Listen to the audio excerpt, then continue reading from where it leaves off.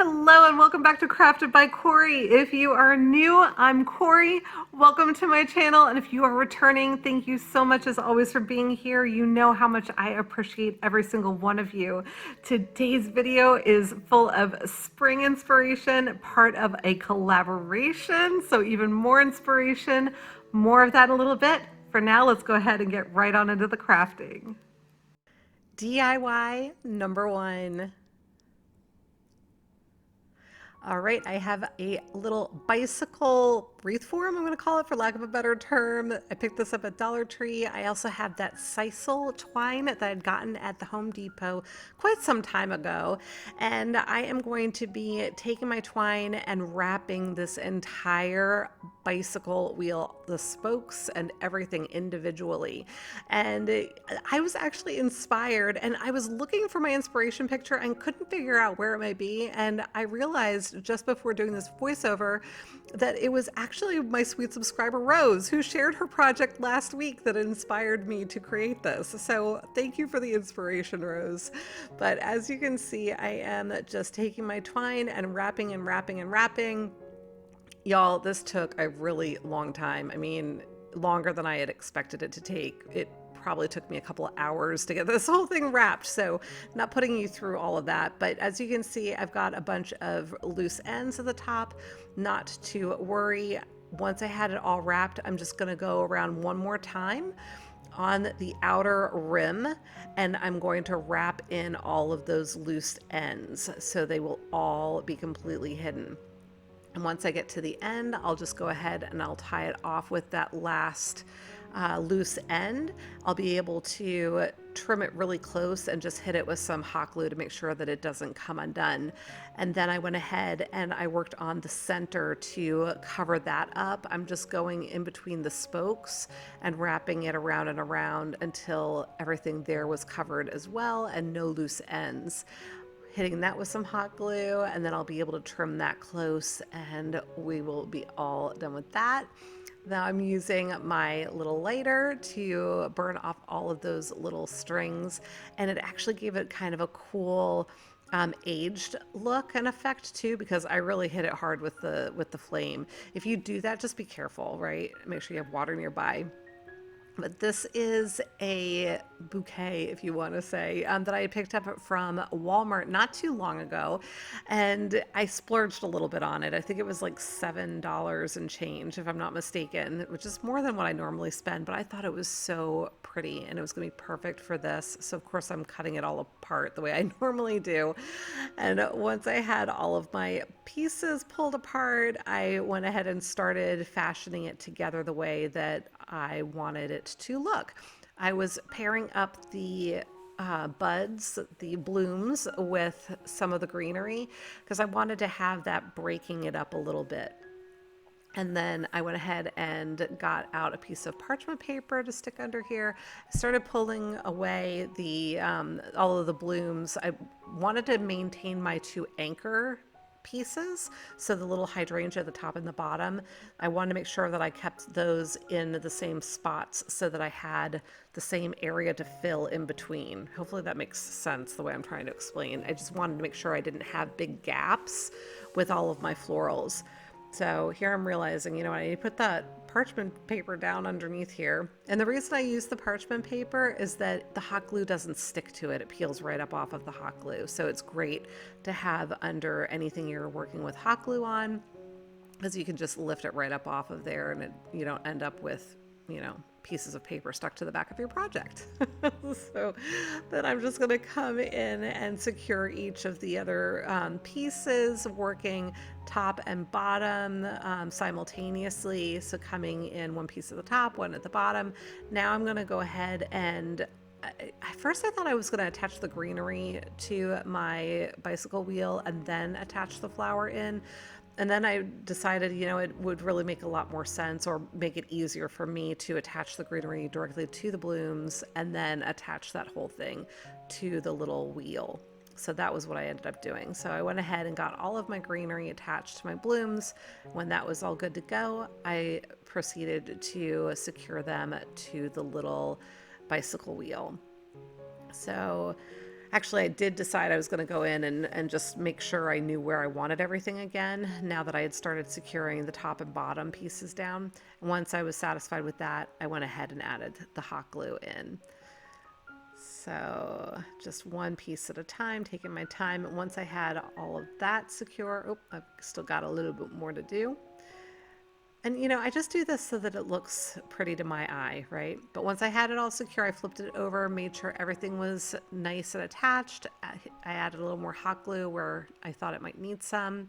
And then I was looking at it, and that little piece down the bottom, it was just sticking out funny, and I wanted it to continue to curve around. So I put a teeny tiny drop of glue there for that.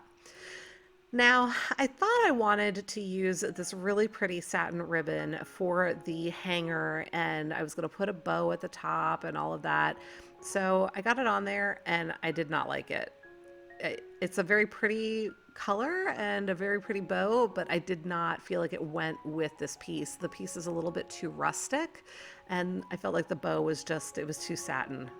So I took it off, and I'm just using a simple piece of sisal twine, tying a knot in it. I did find that I ended up needing to off-center it so that my wheel would hang the way that I wanted it to hang, but you'll just want to play with that. It's going to depend on how much weight you have on your wheel, but let me know what you think. I love this.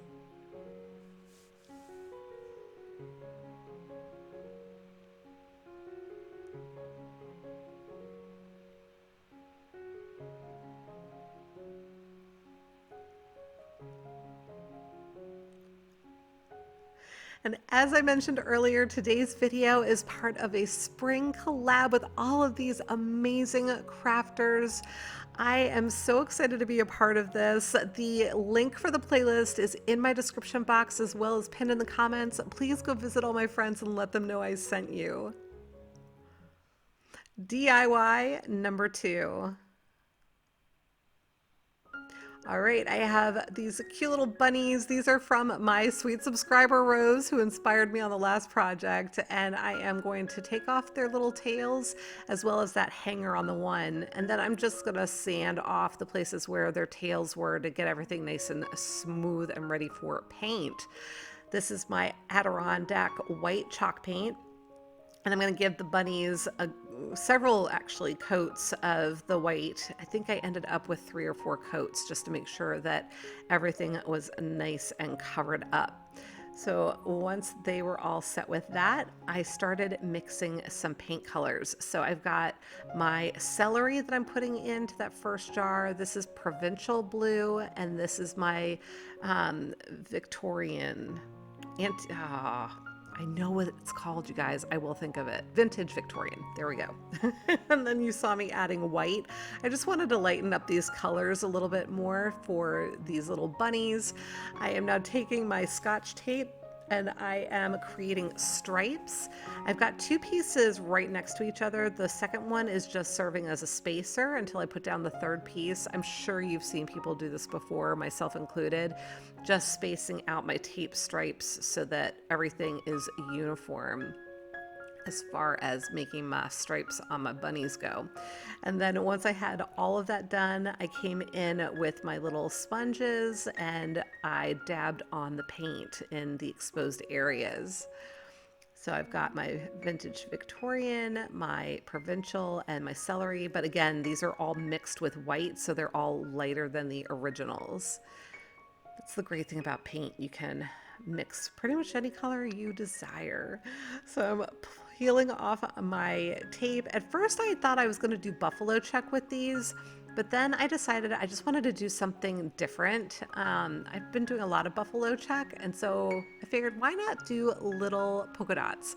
So this is just the back of one of my paintbrushes, and I'm dipping it in the full color, if you will, of my paints. So not the mixed with white. This is the full density. I'm not sure what you would say, but this is the celery and then the provincial blue in its full glory, as well as the vintage Victorian that's going on the pink bunny. And now I've got these little eggs I'm going to use along with this piece of microfiber towel from the Dollar Tree. You can see I have already used it for another project on another video, but I'm just going to be cutting out some pieces to be able to cover up these little eggs. And then I'm going to wrap the eggs completely. At first I was trying to use Mod Podge to cover this because I was afraid to use too much hot glue on it for fear that it might melt my little egg styrofoam forms. But finally I realized I really needed the hot glue in there to get that nice bond, that instant bond that I needed. And so I was just super careful, and I didn't apply it directly to the styrofoam. I applied it to the fabric and then gave it a beat and then adhered it to the foam.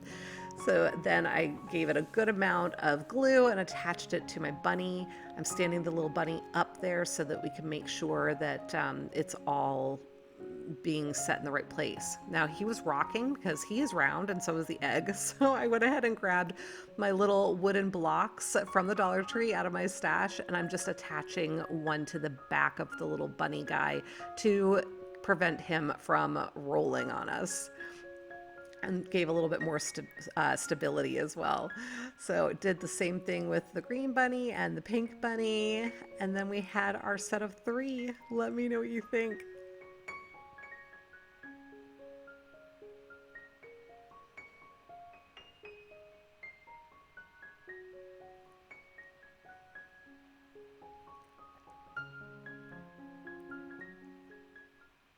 DIY number 3. All right, so I am using Canva for this project. I don't know if you're familiar with Canva, but it is actually a free graphic design software that's out online. Anybody can use it. I actually do have the pro version, but you can do most of what they offer you can do with the free version. So if you have interest in some sort of a tutorial on Canva, let me know in the comments and I will be happy to add it to my list of videos to create. But I'm in here looking for a photo. I had narrowed my search down to spring floral or flower stems, and I found these crocuses. I thought they were perfect for what I wanted to do for this spring image. And now I'm going to add some text. I'm going to just pull one of the pre-designed text font sets, if you will, and I am just adjusting it and making it my own. I had duplicated it so that I could pull the smaller font down. I probably could have just separated it out. I don't know. That was just the way that I did it. But I am replacing the text with Crocus up at the top. And then I'm going to go into effects and I'm going to have it curved. I'll be able to adjust it to the size that I want it and just get it looking the way that I'd like it to look. And then there we go. Getting it bigger.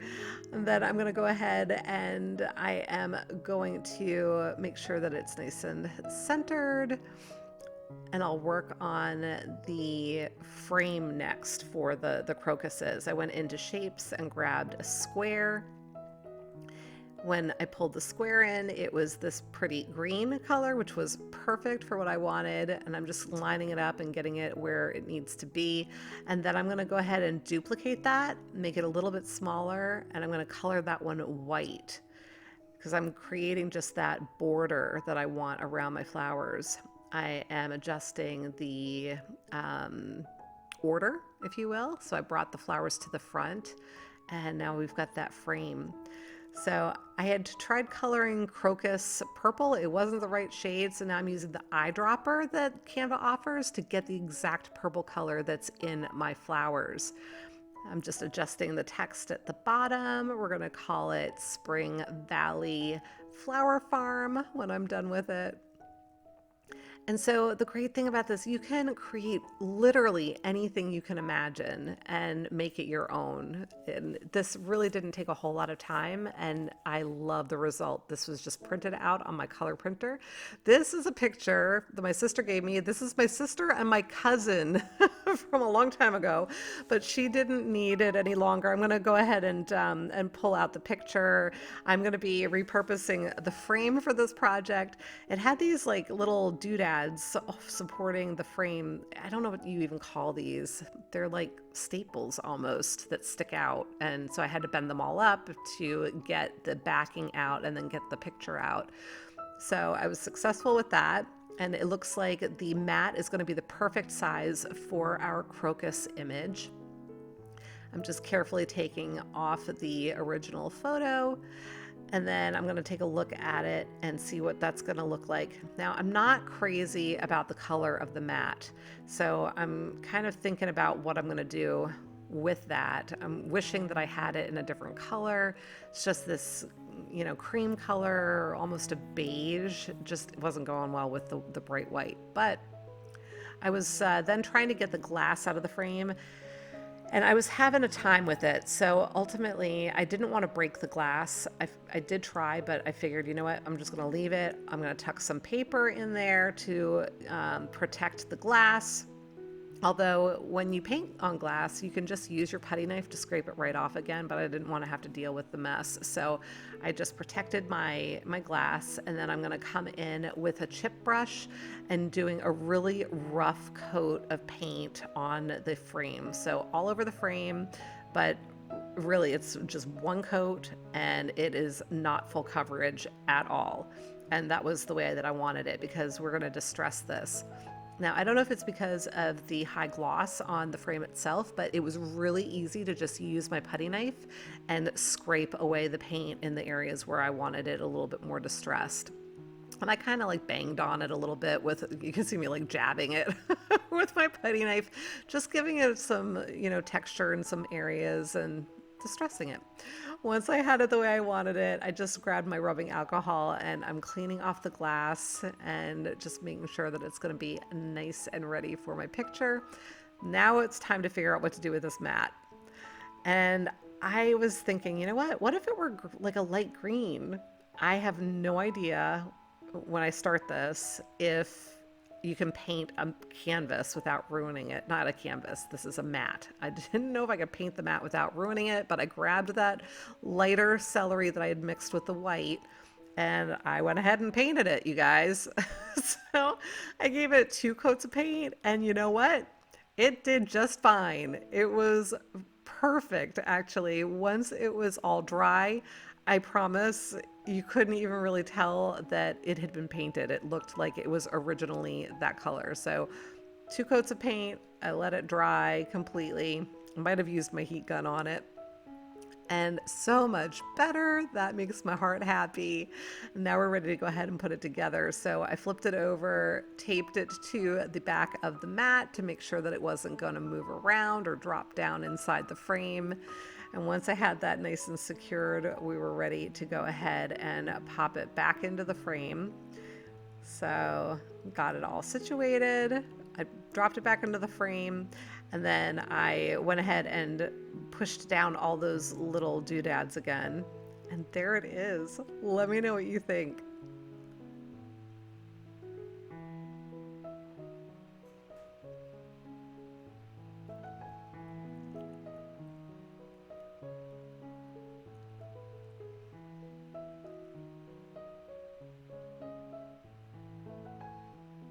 And now it's time for a shout out timeout. Beautiful Rose. Rose has given us some more inspiration. Thank you. And cute Tracy. These are just so adorable. I love them. And sweet Valerie. Valerie has been super busy with all these cute projects. And nice Iona. Iona's got a year-round tree, and these are some of her spring decorations for that. I would love to give you a shout out as well. If you have interest, send me an email at craftedbycorie@gmail.com. DIY number 4. All right, this is from my stash. My sister gave this to me. This is a trash to treasure project. She was getting rid of it. I love the texture on this vase. I think it is so cool. So many things you could do with it. This is gonna be a quick and simple project. Anybody can do this. I've got my parchment paper down to protect my surface. I'm gonna give this a really good heavy coat of my chalk paint. This again is that celery that I diluted with white. Is diluted the right word? You know what I mean. But I lightened it with white. So I've got this really pretty light celery color. Went ahead and coated everything but the bottom. I did coat the inside of that little lip just to where the neck is. And once it was dry, I took my sanding block and I just went to town on it. So just scraping off the paint on the parts that are bumped up to just show off that texture. I think this is so cool. I absolutely love it. And you can distress this as much or as little as you want. Once I had it the way that I wanted it, I went ahead and grabbed these tulips that I had in my stash. I'd gotten these at Amazon for a Valentine's Day project, and I ended up not needing all of them. And I think they are perfect for spring. I just shoved some rags in there because I felt like they weren't sitting up high enough. So I stuck something down inside the bottom to help prop them up. And now I have my Kirkland ribbon that I love to use all the time. I am pulling off a length of that that's going to be appropriate for my bow. And then I'm just going to tie around the neck, just a regular old tie your shoelaces bow. This is such a simple but elegant, rustic, whatever word you want to use, project, and I love it. Let me know what you think.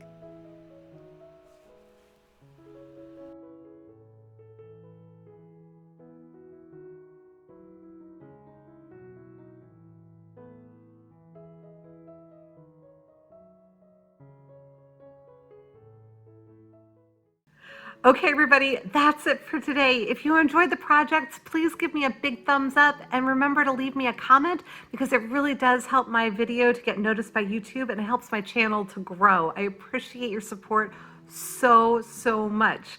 A reminder that today's video is part of a playlist with tons of inspiration. I hope you'll check that out and let them know that I sent you. The link is in my description box and also pinned in my comments. Until the next time, be well, be kind, and make it a great day. Thank you so much for watching. Take good care. Bye.